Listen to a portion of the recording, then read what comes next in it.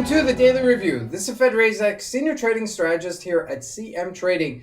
And today is August 18, 2023, and today is Friday morning. So looking at the highlights of the day, we're watching Big Tech lead the markets lower. But first, no major economic events scheduled for today. So jumping straight into the markets, starting out with the Forex symbols, we're watching the US dollar continue to strengthen versus the major pairs, and that inverse relationship continues with the indices as both the Dow Jones and the NASDAQ extend their losses. Now looking at commodities, gold continues to fall while oil bouncing. Now when we look at the stocks, specifically big tech stocks, so we're looking at Meta, formerly known as Facebook, and Tesla continue to sell off and be the biggest losers. Lastly, looking at cryptocurrencies, Bitcoin sells off quite sharply. Call it a nosedive. So let's take a look at the markets and see what we can expect from today's trading.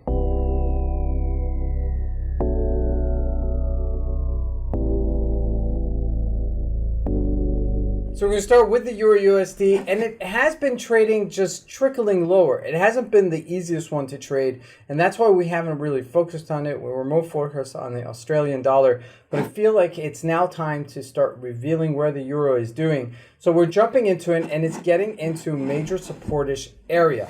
Now this is important because as the markets are correcting themselves, we may see a correction in the US markets because it's 3-day losses, and then the 4th day is that correctional move. So there's 3 consecutive days that there are losses. We're going to take a look at that, but as you can see, this is a major supportish area, and we're getting right into it.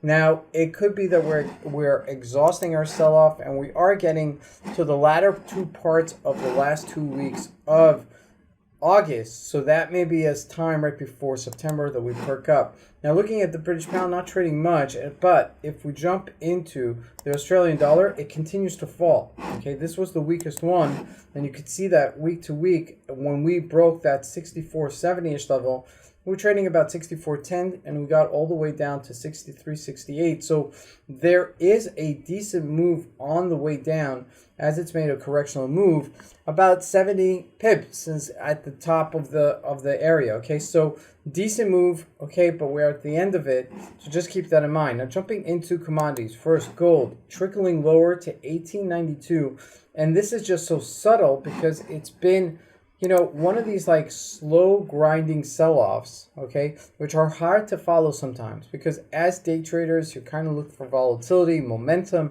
something that's fast. And when something like this happens, it's a little bit more difficult to trade unless you're swing trading it and holding it for a few days. And this was, since the beginning of August, has gone down over, 60 to 70 points. So that's a decent move for a 3-week process. Now looking at crude oil, we did bounce off of that 30-day moving average. Okay, so it's still showing some resilience at this area. Now jumping into the US market, the Dow Jones slid. Okay, it broke that 35,000 earlier this week and continued to slide to 34,855.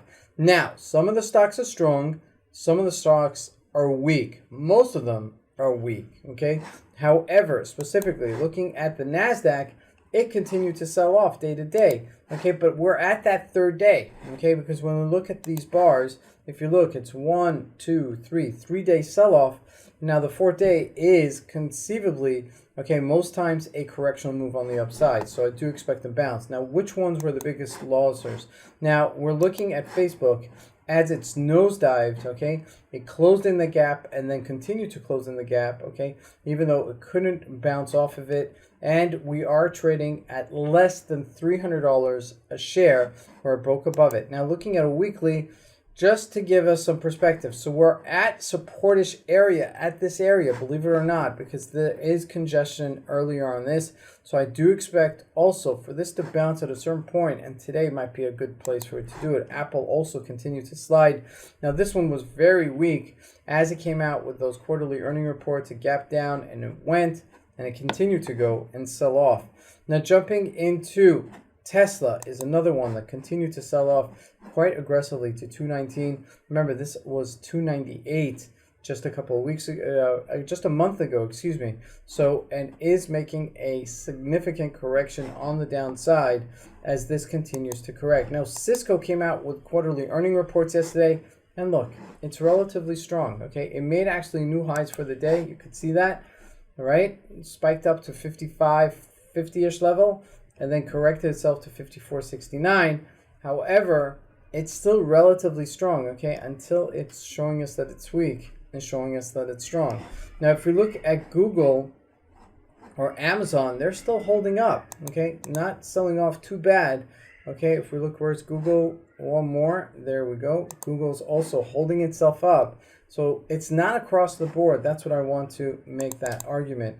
Now, lastly, looking at Bitcoin, look at that nosedive, 26,496. It is so light trading. It went all the way down to 24,800 from 29,000, 5,000 bucks for a Bitcoin that's been in the $30 range for quite a while. That $30,000 range, okay, for quite a while. That is a big move. Now, we are crossing over the moving averages on a weekly, so just be aware this may be getting weaker. This is Fed Razak. I want to wish everybody a great trading day. Thank you.